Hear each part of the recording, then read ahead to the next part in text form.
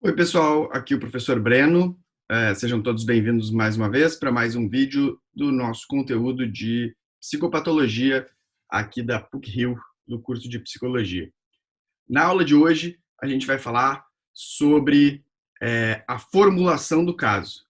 Então, vamos lá. Vou compartilhar aqui a tela com vocês para vocês me acompanharem. Tá? É para a gente falar sobre como a gente faz para formular um caso, que não é só a gente bater sintomas, essa parte é fundamental, mas a gente também tem que saber que os sintomas eles estão na história do paciente. Então, começar do simples, o que é um caso? A gente considera um caso todo contato e atendimento com o paciente. Então, quando a gente está falando de um paciente, a gente está falando daquilo que a gente diz de um caso. Né? Uma palavra, às vezes, ela tem várias conotações, vocês podem ter conotações específicas aí dela na vida de vocês. E em psicopatologia, a gente está comentando sobre a história, o histórico, o quadro de algum paciente em especial.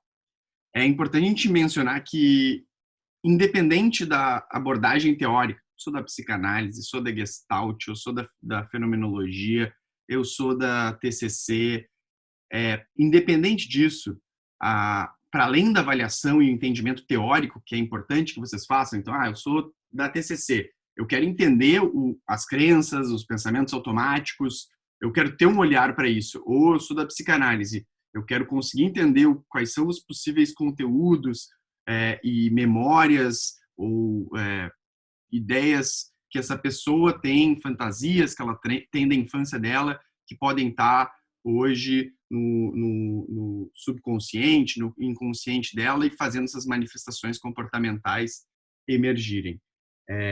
Considerando isso, eu vou ter que eu vou sempre fazer isso é importante, né? Principalmente se vocês não estão trabalhando só com avaliação, mas também tem que fazer uma avaliação ateórica, uma avaliação psicopatológica. E por que isso? Porque eu vou querer saber qual é a melhor indicação. De repente, essa pessoa não tem que fazer terapia, ou ela tem que fazer, mas também tem que tomar uma medicação, eu tenho que fazer um encaminhamento, ou de repente o quadro dela, para eu poder escolher qual é a metodologia de trabalho, qual é as técnicas, se eu for usar técnicas, enfim, a gente tem que ter uma avaliação psicopatológica, uma avaliação ateórica. Da onde que surge? Ok, eu até entendi que isso pode ser importante, mas por que eu vou ter que fazer isso com quase todos os pacientes, ou todos, na verdade, que chegarem para mim lá quando eu tiver tudo bem, tudo bonito no meu consultório, com o meu divã, porque as pessoas que buscam ou que são levadas para terapia, para atendimento psicológico, geralmente elas têm duas condições presentes. Uma delas é que elas estão ou com um sofrimento, elas estão, eu preciso ir buscar uma ajuda, eu preciso ir buscar uma orientação, um atendimento, ou estão sofrendo, e aí, em geral, elas atribuem isso a sintomas psicológicos, né, alterações das funções mentais superiores, mesmo que elas não dominem esses termos, e, para além disso, elas também podem estar com prejuízos, podem estar com problemas. Eu estou com um problema na minha vida, não estou conseguindo fazer tal coisa, ou eu estou com dificuldade de fazer isso, e elas também atribuem isso a esse sofrimento, esse prejuízo, a uma alteração psicológica, ou seja, quando a gente fala lá de transtornos mentais, que eles têm dois critérios, né? Em geral, todo transtorno mental não se deve a uma outra condição médica, ou seja, se deve a alterações psicológicas. A pessoa tem um grupo de alterações psicológicas, que é o que faz ela acreditar que ela tem que ir no psicólogo. E ela, ainda por cima, tem um sofrimento ou prejuízo. Na verdade, todo transtorno mental ele vai ter esses três elementos: alterações psicológicas específicas, que é o que vai determinar lá as diferenças dos transtornos, não se dever a uma outra condição médica, que no caso, quando a pessoa procura um psicólogo, imagina se ela está descartando, e sofrimento ou prejuízo, ou seja, tem o sofrimento ou prejuízo e não se deve a uma outra condição médica, tem também alterações psicológicas, há um potencial disso de fato ser um transtorno mental. Claro, a gente ainda vai discutir tudo, a gente já vem falando sobre isso, que muitas vezes eu acho que eu estou com uma alteração, ou eu acho que eu tenho um sofrimento, e na verdade não tenho, se eu for olhar para as pessoas que estão ao meu redor, ou o contexto. Eu estou com uma rotina muito cheia de coisa, então eu não consigo dar conta de fazer tudo aquilo. E ninguém conseguiria, ou pouquíssimas pessoas dariam conta. Na verdade, não estou com uma alteração de uma função mental superior, ou estou, de repente, alguma de estar me cobrando demais, enfim, depende de cada um dos casos. E aí, então, aqui uma ilustração gráfica disso que eu estou falando. Quando a gente pensa um atendimento em psicologia, a gente tem lá duas coisas que andam paralelas. Uma são as intervenções, aqui a profundidade das intervenções psicológicas e o tempo. Caminham em paralelo. Aquelas são as intervenções e avaliação ateórica, que está aqui na linha azul, e as intervenções e avaliações teóricas, tá? Que, talvez melhor até do que intervenções, a palavra fosse avaliação. O que acontece? Nas primeiras sessões, primeiras 2, 3, 4 sessões, é importante que, sim, eu tenha uma avaliação teórica, mas essa avaliação teórica ela vai ser muito mais superficial do que aquela minha avaliação teórica, de realmente conhecer. Eu quero poder saber o que está aqui na minha frente descritivamente, para depois eu ir buscar quais os mecanismos que podem estar fazendo isso ocorrer, quais são os elementos do funcionamento psíquico dentro da minha teoria de preferência que estão contribuindo para isso, né? Então, nas primeiras sessões, a gente vai ter muito mais aqui, a linha contínua é para dizer, essa que é a raiz, esse que está mais ativo. A avaliação mais ateórica, a avaliação psicopatológica, ela vai estar muito mais ativa do que aquela teórica. Eu também vou estar avaliando, dentro dos meus conceitos técnicos, teóricos e daquilo que eu acredito e sigo e estudo, e vou fazer as intervenções, mas, paralelo a isso, eu vou estar fazendo uma avaliação ateórica. Por quê? Porque eu vou poder formular o caso e vou poder fazer as indicações e selecionar as melhores intervenções. Quando a gente fala isso, a gente vê aqui a palavra formulação do caso. O que é a formulação do caso? Formular o caso em psicopatologia, diferente do que algumas pessoas acreditam, não é só eu identificar os sintomas e bater critérios. Na verdade, isso não é nem correto. Essa é uma visão leiga e que, sim, muitas vezes as pessoas têm no imaginário, a gente guarda isso do imaginário de quase qualquer profissão, de que se eu tenho um livro, se eu tenho um manual, eu consigo fazer tudo que nem aquela pessoa. Por isso que a gente vai para o Google para procurar o que esses sintomas querem dizer, e por isso que a gente pega o DSM e vai direto nos critérios. E por isso que o DSM, inclusive, ele é preferido em relação a outros livros, inclusive a CID, porque ele é compreensivo. Vocês vão abrir ele, vai ter uma explicação do curso. Cada transtorno mental, eles, de certa forma, sucintamente e de uma forma genérica, eles formulam o caso. Eles explicam como que esse transtorno é, tá? Como que ele se manifesta, em que idade, em que pessoas. E quando a gente está na frente de uma pessoa, a gente não tem que entender só se ela bate critérios, até porque fazer isso é muito superficial. Eu vou ter que formular o caso. E formular o caso é entender aquela pessoa, as manifestações que ela tem, considerando não só o presente, mas também o histórico dela, da onde ela veio, por que essas manifestações elas podem estar ocorrendo, quais são os possíveis fatores de risco e experiências que a pessoa teve. Então, toda formulação, a gente explica o caso, a gente formula ele, incluindo dados gerais de identificação, na verdade, nem é tão importante para a formulação, é importante porque a gente está fazendo uma avaliação.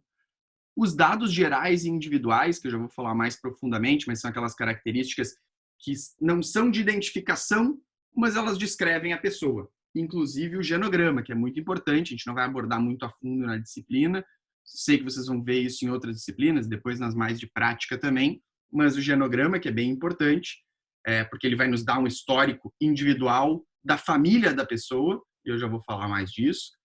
Aí uma parte que é bem importante, que é a história da pessoa, a história clínica, né? E por clínica a gente quer falar médica e psicológica. A história clínica tem que ser bem criteriosa e ela geralmente tem uma parte que é do passado, uma história que a gente diz que é pregressa, que tem um resumo dos fatores sociais, psicológicos e biológicos que podem ter contribuído para o caso ao longo do desenvolvimento. Então, eu estou atendendo uma pessoa que hoje ela tem 60 anos, está relatando que está com perda de memória, os familiares estão falando que ele tem se esquecido, já se perdeu umas 2 vezes, ou seja, estava desorientado, está com alterações de memória aí, está também apresentando por algumas vezes usa neologismo, né? Inventa palavras, também por vezes tem alguns tipos de afasia. Ok, esse é o exame do estado mental. Hoje, na frente da pessoa, eu estou vendo isso. Avaliei ela e percebi tudo isso. Mas o que eu tenho da história dele? A história dele vai me dizer o que aconteceu tudo antes dessas coisas acontecerem. Então, era uma pessoa que teve um desenvolvimento típico, sem alterações, veio de uma família de classe baixa, teve que começar, não conseguiu concluir o ensino fundamental, começou a trabalhar na construção civil ainda na adolescência para ajudar a família. O pai era alcoolista, morreu muito cedo. Eu vou contando tudo até chegar naquele momento que é o atual, né? E se casou, vai ter toda a história da pessoa até que vai chegar.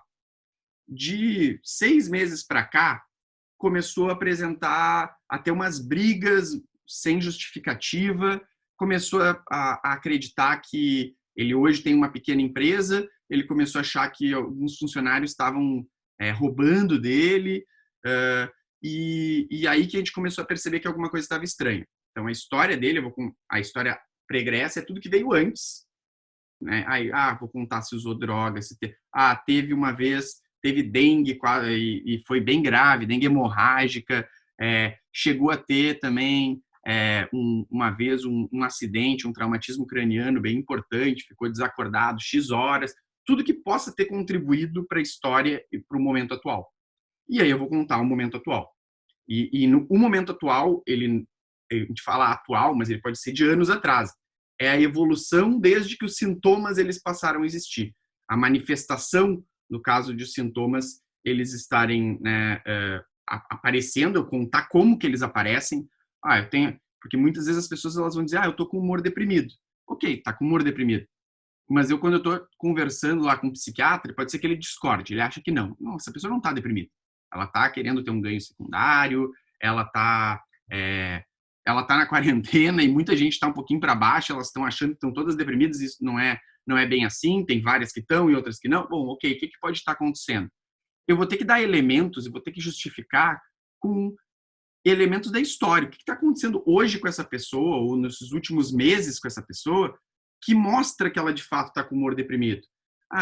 Faz já 2 meses, não está mais com vontade de sair de casa, diz que não tem prazer em fazer nada do que gostava anteriormente, mesmo fazendo coisas que se diverte, assim, se obrigando a fazer, diz que não está gostando de fazer, não está mais, está começando a se descuidar da sua aparência. Ok, estou juntando várias coisas para poder justificar aquilo que está com humor deprimido, justamente para não ficar subjetivo, tá? Para tentar trazer um pouco de objetividade.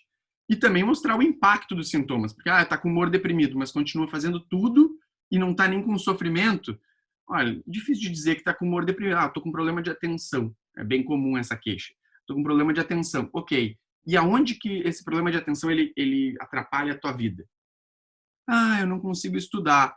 Mas não consegue estudar? Me conta um pouquinho melhor. Porque mudou agora a dinâmica, aí eu estou fazendo 5 disciplinas, tem que ler muito texto, e aí eu não consigo parar para ler aquele texto todo, porque tem uma série de coisas do meu dia a dia agora que estão diferentes. Tá, então, na verdade, não é que esteja com desatenção. Faz sentido tu estar com desatenção, esse método talvez não seja o melhor para ti, que tipo de modificação dá para ser feita, mas não é a atenção, e sim o conteúdo talvez o problema. Quem tem problema de atenção vai ter problema de atenção em várias áreas da vida. A pessoa não tem problema de atenção só com uma coisa, é só na sala de aula, é só nas aulas de matemática. Não, a pessoa tem um problema de atenção como um todo. A gente também costuma botar uma impressão geral transmitida, ou seja, o que essa pessoa ela bateu para mim, quais são aquilo que eu olhei para ela e que me passou assim pela cabeça, tá? Que muitas vezes é discordante daquilo que a gente vai ver na história e nos sintomas. A gente também bota o exame do estado mental, a súmula psicopatológica, e isso é importante, a gente está vendo aqui as alterações, Por quê? Porque elas vão... A gente está falando dessas alterações todas e está fazendo a súmula psicopatológica, mas é importante vocês saberem. Quando a gente faz o exame do estado mental, a gente está olhando o momento preciso, quando a pessoa está sentada na minha frente. Só que muitas vezes um transtorno mental ele não está ativo na minha frente. A pessoa tem transtorno do pânico. Não necessariamente ela vai manifestar todos os sintomas do transtorno do pânico na minha frente. Eu vou ter que olhar a história dela. E aí que eu vou ter que conseguir diferenciar o que é a história atual do que é a história pregressa.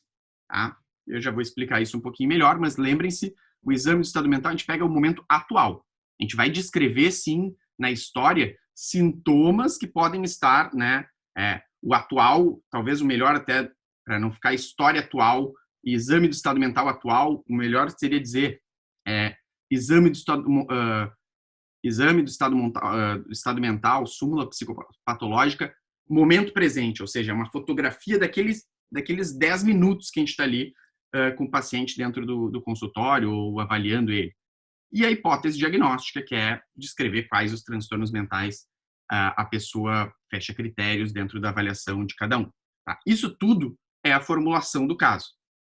É claro que eu estou falando tudo aqui, vocês não vão sair fazendo a formulação do caso como um todo, até porque a gente nem viu tudo isso. Mas a ideia é a gente exercitar algumas partes que vai ficar mais claro logo logo. Então, antes de eu falar, o genograma, esse eu não vou cobrar de vocês na disciplina, mas sugiro que vocês aprendam a fazer ele sempre que puderem e tiverem contato.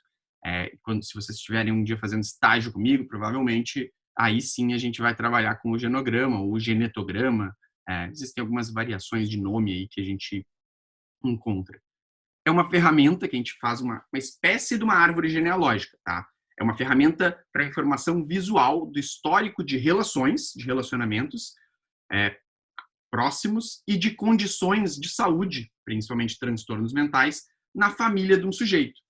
Então, essa ferramenta ela permite a gente visualizar padrões transgeracionais, ou seja, olha, todo mundo na família apresenta tal tipo de, ou uma linha de familiares apresenta um grupo de sintomas, ou existe um histórico de diagnósticos diversos dentro dessa família, ou é sempre o mesmo diagnóstico, parece que tem ali umas 3, 4 pessoas e a família nem é tão grande. Brigas, até mesmo a gente com o tempo vai perceber que existem até algumas questões de ocorrências, assim, até mesmo mortes e casos de acidentes, que eles não quer dizer que, mas é um indicativo e acaba sendo uma ferramenta interessante para a gente pensar a hipótese diagnóstica, também considerar, não é critério diagnóstico eu ter alguém na minha família que teve um transtorno mental, mas se eu tenho um monte de gente com transtorno mental e eu estou hoje me queixando de alguma coisa, é possível que tenha uma lógica nas manifestações. Tá? Há ramos da psicopatologia, da psicologia, na verdade, que extrapolam o uso do genograma, tá? Eles fazem vários desenhos e muitos símbolos e um monte de detalhes que aqui, relações instáveis e tal, é muito legal, tá? E até para fins terapêuticos, talvez seja até mais útil do que propriamente para psicopatologia. Mas o conhecimento intermediário, o domínio razoável dessa ferramenta, ele já é o suficiente para a gente aqui, quando a gente está avaliando transtornos mentais e tentando entender uma história aí de condições psicológicas, psiquiátricas na família. A gente costuma orientar que o levantamento, né, porque a pessoa vai, o genograma, fazer o quê? Quantas gerações para cima e quantas para baixo?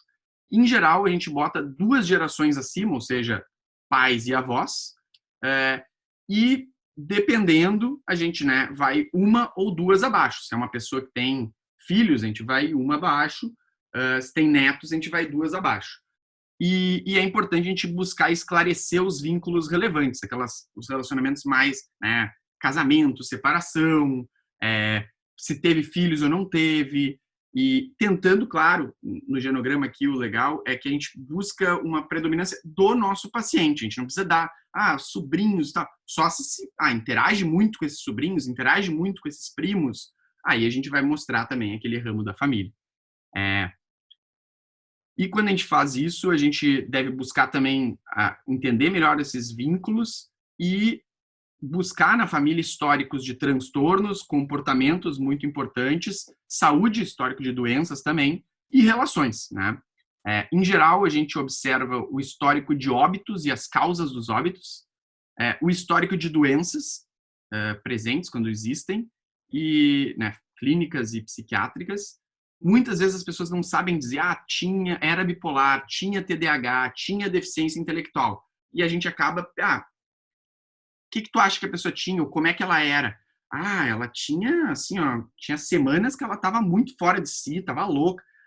Mas louca tu dizes, como assim? Ela falava sozinha, ela ficava muito agressiva. Ficava muito agressiva, às vezes falava sozinha, às vezes, ok, eu vou botar lá, possível esquizofrenia, possível transtorno bipolar. As relações amorosas e o grupo de apoio familiar, aquelas pessoas mais próximas da pessoa. Além de idosos e crianças vivos, a gente bota a idade deles. Então, aqui um exemplo de um genograma bem poluído, tá? O nosso paciente seria aqui é tudo fictício, mas é o Carlos. Tá? O Carlos, tem 2 relacionamentos juntos, tá? Ele mantém 2 relacionamentos ao mesmo tempo. Ele mora com... Ele é bissexual, ele mora com a mulher com quem ele se relaciona, os quadrados são os homens, e ele tem um relacionamento extraconjugal com um outro parceiro. O Carlos, ele tem 3 irmãos, tá? Ele tem um irmão de 42 anos, um de 30 e um de 18. Esse de 18 ele ainda é vivo, tá? Quando eu tenho X aqui, porque já é falecido, mas esse de 18 já teve um ataque cardíaco e usava muitas drogas antes de ter um ataque cardíaco. Tá? O Carlos, ele tem um pai biológico que faleceu, ele se suicidou quando ele ainda era criança, e a gente não tem dados da história do Carlos. O Carlos foi procurar, inclusive a mãe dele nem contava sobre esse pai, ele nem sabia desse pai biológico, porque ele teve um pai de criação. E por que não bota aqui a família do pai de criação? Porque biologicamente não tem uma relevância, tá? O pai de criação, ele morreu também de dengue, tá? O pai biológico a história é desconhecida, ou seja, a gente não sabe, só sabe que ele morreu, ele se suicidou. A mãe, ela morreu também, teve câncer de pulmão, era tabagista, foi internada 2 vezes quando ele era adolescente por surtos, e ele não sabia dizer, mas tem algum transtorno mental, a mãe tinha algum transtorno mental, ou teve pelo menos episódios. A mãe tinha também 2 irmãs, ambas já falecidas, uma teve câncer, que o Carlos não soube precisar do que é importante, porque principalmente garganta, pescoço, boca e pulmão e fígado, né? Geralmente são cânceres relacionados a algum tipo de abuso, de transtorno por uso de substância. A outra irmã teve um ataque cardíaco, também usava drogas, é exemplo desse irmão, e teve depressão ao longo da vida, ele sabe disso. Os avós maternos, ambos também já falecidos. A avó foi vítima de assassinato, que foi posterior a um estupro, tá? E o avô, ele morreu num acidente de carro e ele era alcoolista. Quer dizer que morreu porque estava bebendo e dirigindo? Não. A mãe, a avó foi estuprada. Não quer dizer que ela tinha um transtorno mental, mas de alguma forma ela estava exposta à violência. E é possível que exista um padrão que hoje a gente vai estar lá, tem um monte de coisa aqui, uso de drogas, história de transtorno de humor, episódios, suicídio. Tem uma série de fatores que eu sei que tem na família do Carlos, então talvez eu tenha que olhar também com maior atenção. E tem aqui o círculozinho, em quem é aquelas pessoas que vivem com ele e que são quem ele mais pode contar. Então tem aqui o círculo para a gente poder saber. Claro, o genograma aqui é só uma ilustração para vocês saberem que muitas vezes vocês vão encontrar ele. Então vamos lá, na história. O que vai na história? O que é a história? História como um todo, pregressa e atual.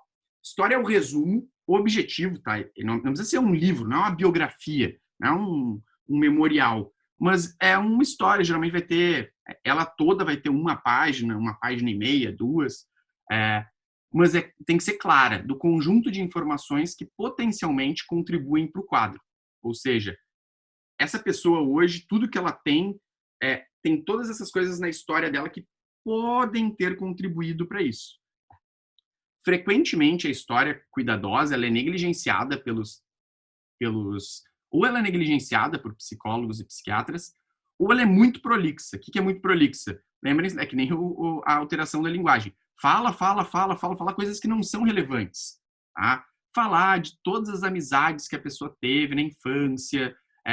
Não, diz, mantinha várias amizades, 2 ou 3 em especial, que mantém até hoje. Ok, isso é o suficiente sobre relacionamentos. Ou se dava muito bem com todo mundo, tinha várias amizades, porque hoje ela já não tem mais. Tá? Só para mostrar que teve uma evolução.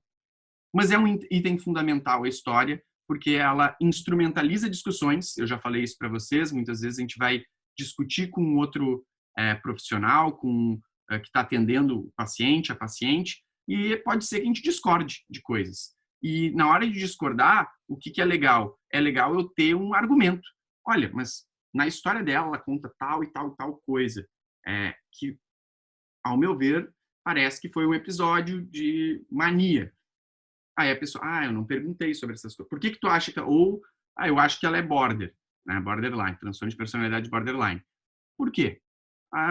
Não sei o jeito dela e não sei o quê. Tá, mas ao longo da história dela nunca teve história de abandono, de achar que estava sendo abandonada, surtos. Os relacionamentos interpessoais dela sempre foram estáveis. Com base no quê? Assim, o que sustenta os teus critérios diagnósticos que a gente vai ver depois? Quais são as alterações das funções mentais superiores que são critérios diagnósticos e tu viu e há quanto tempo elas se manifestam para a gente poder conversar embasadamente. Além disso, facilita o prognóstico, ou seja, a gente saber desde quando que começou, quantos tratamentos anteriores teve, e também, claro, até olhar a história muitas vezes nos ajuda a fazer o entendimento teórico. A história como um todo, ela tem uma parte do passado que sinaliza tudo que pode ter contribuído para as manifestações até elas surgirem. Tá? É importante, não envolve o juízo pessoal. Eu acho que isso foi importante, eu acho que, não, qualquer pessoa que teve um pai assim, né, vai ter problemas. Não, eu vou mencionar, olha, teve abuso físico durante a infância. Por quê? Porque abuso é um fator de risco bem consagrado para uma série de transtornos mentais, é muito importante e tudo mais. Agora, em função do abuso físico, memórias, não, aqui é ateórico, eu vou contar o que de fato aconteceu, né? Claro, o que aparentemente aconteceu, de acordo com as informações que eu tenho. Não envolve eu avaliar se isso era certo, se era errado, se isso foi um constrangimento. Se a pessoa me disser, eu passei por um grande constrangimento, ok, ela está nos contando isso, mas não é o meu juízo, não é a minha moralidade, a minha avaliação disso. É livre de atribuições hipotéticas, eu não tenho que atribuir um fato em função disso acabou... Não, só se a história de fato for assim. Tá? Deve se fundamentar no concreto e naquilo que é estabelecido cientificamente como fatores de risco e preditores. Então, a pessoa hoje está apresentando problemas de relacionamento, eu vou ir dentro daquilo que... qual é a história de relacionamentos da pessoa, para eu poder ter uma ideia. E conto o presente. Presente que é a história atual, mas sinalizando as manifestações da condição, ou seja, hoje, faz já alguns meses, tem comentado de ideias estranhas que as pessoas não vêm acreditando, de que pode estar interferindo no que está acontecendo na sorte de familiares, tá, através de crenças que tem. Tá muito estranho, parece que já começaram os delírios ali há um certo tempo. A gente não vai mencionar, apresenta delírios, pode até falar. Vem tendo ideias de que está controlando a sorte dos seus tios através do poder da sua mente, ou seja, com delírios, mas de controle e tal, mas a gente não vai... aqui a gente vai explicar o que está acontecendo desde que começaram os sintomas que hoje estão presentes. Mas todo transtorno mental, quando ele está presente, muitas vezes ele vai estar há meses presente. Pode estar há anos presente. A história atual vai começar quando começarem os sintomas daquele transtorno, tá? E é claro que eu já vou mencionar algo para vocês quando eu falar um pouquinho mais a fundo. Então, na história, tá, é importante dizer, há diferentes formas de descrever a história, mas, em geral, é em formato de texto corrido. Tá? É importante que a história ela tenha uma fluidez. Quem está lendo a história, não é muito comum a gente ter uma tendência a fazer uma lista. Pais separados, abuso físico. A história tem que ser, ela é contada. Faz mais sentido, fica mais agradável e não parece que é um personagem, dá uma pessoalidade para aquele indivíduo. O objetivo da história é dar um resumo do conjunto de fatores biopsicossociais do sujeito e, em caso de uma condição de saúde, sinalizar as manifestações. Para facilitar, tipicamente a gente divide a história em história pregressa, que vai contar o conjunto de fatores existentes antes das manifestações ocorrerem, e a história atual, que conta o convívio da pessoa com as manifestações, ou seja, desde que eu comecei a apresentar aquilo, né? Que é a história atual.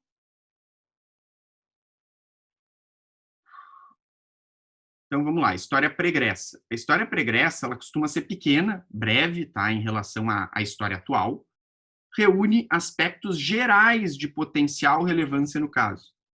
Tá? Vai falar histórico de desenvolvimento, qual era a renda, se teve mudança socioeconômica na família, histórico de estresse, relações familiares anteriores, relacionamentos mais importantes anteriores, o desempenho acadêmico, profissional, se teve acidente, se não teve, doenças que a pessoa teve, se fala da infância em geral, marcos do desenvolvimento, relações interpessoais, evolução acadêmica, profissional, né? Se teve filhos, vai contar dos filhos, de como é que foi, separações, mas não precisa descrever com grandes detalhes, aonde que conheceu o ex-marido e depois, claro, se o motivo da separação ele é relevante, foi agressões, foi um relacionamento muito turbulento, vai mencionar isso.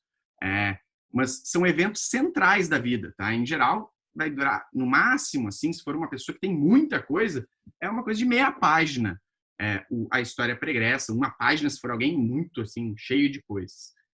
Termina. Quando que termina a história pregressa? Quando as manifestações psicopatológicas atuais, elas iniciam. O que é manifestações psicopatológicas atuais? Supostamente, o que eu estou tendo hoje faz parte de um transtorno. Quando começou isso, pode fazer anos, mas quando aqueles sintomas eles começaram, é atual. Tá? A gente está falando, eu estou olhando, eu vim, pensem que é como se eu vim hoje extrair um tumor. Esse tumor ele pode hoje estar do tamanho de uma maçã, grande, bem grande. Mas a história dele, a história atual dele, a história do tumor, ela talvez tenha anos.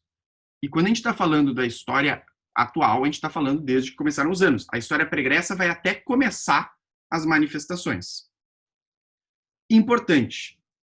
Claro que é um grande desafio identificar quando que começam os sintomas. Tá?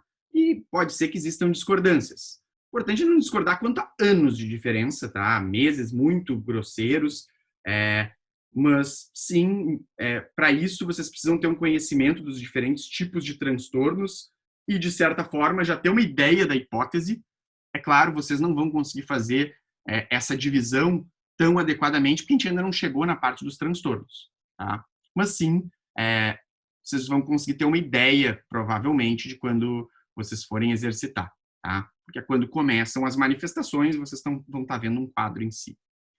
Há alguns transtornos que os sintomas eles começam no início da vida, tipo autismo, deficiência intelectual, e nesses casos, se o transtorno começa, TDAH, se eles já começam quando tem lá 1, 2 anos, já estão lá os transtornos, nesses casos não daria para fazer uma história pregressa e uma história atual. E aí a gente só conta história, tá? Nesses casos em especial que o transtorno ele existe desde sempre. História atual é a parte mais volumosa do caso em geral, quando a gente está formulando o caso. Conta os sintomas manifestados, ilustrando-os na vida da pessoa. Tá? Eu vou contar, olha, faz já alguns meses, não tem mais tido vontade de ir na aula, tem faltado, tem demorado mais para acordar. Ou seja, eu estou falando, ó, avolia, anedonia, insônia, retraimento social. Eu estou falando, eu posso não estar nomeando eles, e até melhor que, se nomear, explique, mas eu estou contando a história para que quem lê, mesmo que não esteja na frente da pessoa e que vai poder fazer a sua própria hipótese diagnóstica. É porque a gente formula o caso que vocês conseguem apresentar ele depois para um supervisor, por exemplo, num estágio, sem o supervisor estar junto, e o supervisor tem uma hipótese que vocês não tiveram. Porque, claro, vocês talvez não tenham, na hora não elaborem a ideia, mas no caso vocês vão ter... É importante formular o caso bem, porque se um caso bem formulado, ele corrige uma hipótese diagnóstica que talvez tenha sido omitido alguma coisa. Em geral, e claro, se vocês têm uma hipótese diagnóstica, vocês precisam mostrar onde que aquele transtorno e aqueles diferentes sintomas eles estão se manifestando. Então, conta os sintomas manifestados, ilustrando eles na vida da pessoa, relatando os impactos e consequências, bem como a evolução deles. Em geral, na história atual, as manifestações elas justificam os critérios diagnósticos, tá? Então, uma das formas da gente até fazer uma avaliação, por exemplo, é eu dar uma historinha para vocês, e vocês vão tirar da história os sintomas para fechar lá o exame de estado mental ou os critérios diagnósticos de um transtorno qualquer. A gente vê um filme, a gente vai pegar todos os elementos que formulam o caso. Como o exame do estado mental é uma fotografia a palavra de novo atual, tá? Como atual se repete, não é um bom termo, do momento presente. Nem sempre o exame de estado mental ele captura os sintomas atuais, os sintomas presentes mesmos. E por isso a história atual é fundamental. Então, essa aqui é a doença da pessoa, toda a linha verde, tá? Tudo aqui é desde que começou os sintomas. Mas ela está no meu consultório só aqui. Nesse momento, pode ser que ela não manifeste uma série dos sintomas que ela manifesta no dia a dia dela. Mas, então quer dizer que não vai fechar critérios? Não, se fosse assim, nunca ia ter critérios que exigem tempo. O próprio humor, eu consigo ter uma ideia no exame do estado mental perguntando do passado, mas eu não tenho como ter uma certeza total dele só olhando naquele dia, naquela hora, o paciente. E é isso que o exame do estado mental é. Tá? Ele é uma fotografia naquele momento que eu estou vendo a pessoa, de uma maneira geral. E a história atual ela vai considerar tudo que vem na história mesmo da pessoa, desde que os sintomas eles iniciaram. Impressão geral transmitida. A impressão geral transmitida é um relato sucinto daquilo que o contato do clínico, ou seja, eu lá, o psicólogo, o estagiário, enfim, com o paciente ele causou. Primeiro contato, a minha primeira impressão. Em geral, aqui é bem julgamento mesmo. Achei uma pessoa, às vezes, bem educada, impaciente, mesmo que depois eu não veja isso na minha avaliação, no meu exame do estado mental, mas minha primeira impressão geral transmitida, em geral vai ter avaliações de uma primeira impressão. O que costuma vir nessa parte? Costumam ser indicados aspectos da conduta, aparência e relação de afeto, ou seja, a forma como eu me senti com aquela pessoa, me senti intimidado, é uma pessoa mais intimidadora. Muitas vezes são aqui termos que não existem dentro da avaliação do estado mental, né, dentro do exame do estado mental, mas que subjetivamente eu tô entendendo presentes. O próprio uso da impressão geral transmitida tem algumas discordâncias, alguns clínicos não gostam, principalmente porque ele é subjetivo por natureza. Aí o DSM caminha para cada vez ser mais objetivo, mais ateórico e menos estigmatizante. E aí é comum na formulação do caso a gente usar a impressão geral transmitida, que é subjetiva. Mas mesmo que existam essas críticas todas, tipicamente está presente, e como é uma regra, eu também, comum, normativa, assim, eu vou manter ela como importante sempre para a gente, embora não tenha muito certo e errado dentro dela. O exame do estado mental, também conhecido como súmula psicopatológica, é o quadro de funcionamento das funções mentais superiores em um dado momento. Tá? É uma fotografia. Enquanto na avaliação a gente divide, né, a história da pessoa em temporadas, né, episódios, né, a primeira temporada seria a história pregressa, a história atual é a segunda temporada, que está em andamento. O exame do estado mental ele é uma fotografia de um desses momentos todos. Tá? Em geral, do momento presente, do momento que eu estou vendo o paciente.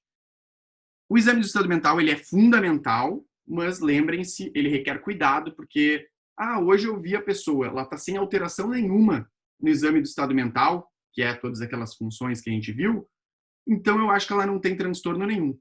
Não, ela pode, nesse momento, estar medicada, está bem com a terapia, dormiu bem, ela está com uma flutuação que agora ela está bem. Mas a gente tem que olhar, claro, o momento atual, a fotografia, mas tem que considerar também, lembrem-se lá, como se fosse uma série, a temporada atual. Tá? Qual é a temporada atual? Esse momento hoje, ele costuma se repetir na temporada atual que eu estou vendo ou não? Que aí é a história atual. Mas a gente tem que botar, assim, o exame de estado mental. E aí algumas regrinhas, tá? Há diferentes formas de descrever o exame de estado mental. Independente do formato, eu vou falar 2 para vocês, sempre é necessário observar todas as funções, mesmo que para indicar que elas estão sem alterações, que elas estão adequadas. Como assim? Entrevistei uma pessoa, avaliei ela não tem alterações da senso-percepção. Eu tenho que dizer no exame do estado mental, sem alterações da senso-percepção. Cada função ela é descrita por completo. Ou seja, se eu tenho uma alteração na tenacidade, estou hipotenaz, e eu estou normovigil, a gente vai falar normovigil e hipotenaz. Não vai falar só, hipotenaz. Por quê? Porque tem que explicar a função inteira. Tá? Então, no caso de estar desorientado alopsiquicamente, a gente vai botar. Na parte da orientação, a gente vai mencionar orientado autopsiquicamente e desorientado alopsiquicamente. O mais comum, tá, e historicamente clássico do exame de estado mental é em formato de um texto, um parágrafo, tá, corrido, assim, que cada função é descrita por completo, como eu já falei, e a ordem habitual é mencionar primeiro as funções sem alteração, ou seja, sem alteração da senso-percepção, lúcido, vigil e desperto, porque aí depois vai vir todas as que estão sem alteração e depois, normovigil e hipotenaz. Tá? Por quê? Porque a atenção está alterada. Vou botar ela já lá, dentro do grupo das alteradas.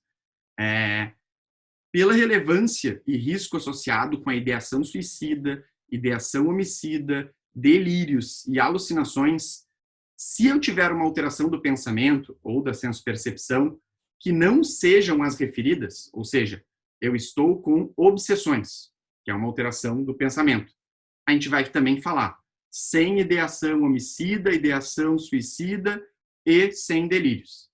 Por quê? Porque eu estou considerando que essa função está alterada. Se essa função está alterada, eu tenho que garantir que aqueles sintomas mais graves, eles não são parte dessa alteração. Tá?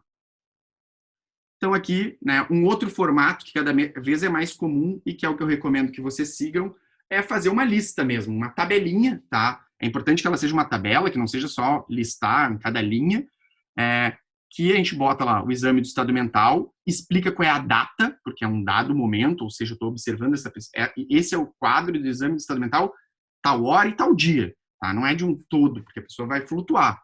E aí a gente vai botar. Aqui eu botei todos os exemplos de quando não tem alterações, então, sem alterações da senso-percepção, normovigil e normotenaz, lúcido, desperto e vigil, orientado auto e alopsiquicamente, sem alterações do pensamento, sem alterações da linguagem, inteligência clinicamente observada na média, mas requer teste formal, memória clinicamente observada como preservada, mas requer teste formal, conduta apropriada, colaborativa, eutímico, porque o humor o afeto eu sempre tenho que falar do humor e das demais alterações. Então, eutímico, né, porque está com humor sem alterações, e sem demais alterações do afeto, sem alteração da psicomotricidade, com o insight preservado. Por fim, vem a hipótese diagnóstica, que é batendo os critérios mesmo. A hipótese diagnóstica ela é descrita com os nomes de todas as condições de saúde presentes, uma seguida da outra. Ou seja, se tem miopia, vai lá, miopia. Se tem diabetes, vai lá, diabetes tipo 1, tipo 2, enfim. E os transtornos mentais também. A ordem que a gente apresenta, porque é 2 pontos, e aí vem uma ordem, costuma ser daquele que é o mais grave e ativo, né, até o menos grave e menos ativo. Os transtornos mentais, eles costumeiramente, a gente não bota lá só transtorno do pânico ou transtorno de ansiedade generalizada. A gente descreve o transtorno e eles costumam ter 2 adereços. Os especificadores, que são características peculiares do tipo de manifestação, então, transtorno depressivo maior, episódio único, porque a pessoa só teve, esse é o primeiro episódio que a pessoa teve na vida. Episódio recorrente, porque a pessoa já teve vários episódios que terminam e voltam, pelo menos 2. E a gravidade. Pode ser, às vezes tem vários especificadores, tá? A gente vai ver quando a gente falar dos transtornos mentais, e a gravidade também. Então, sobre formulação do caso, é isso. Fica aqui o meu agradecimento. Dúvidas, estou por e-mail, também a gente se vê nas aulas. Então, fiquem todos bem. Obrigado pela atenção. Tchau, tchau, pessoal.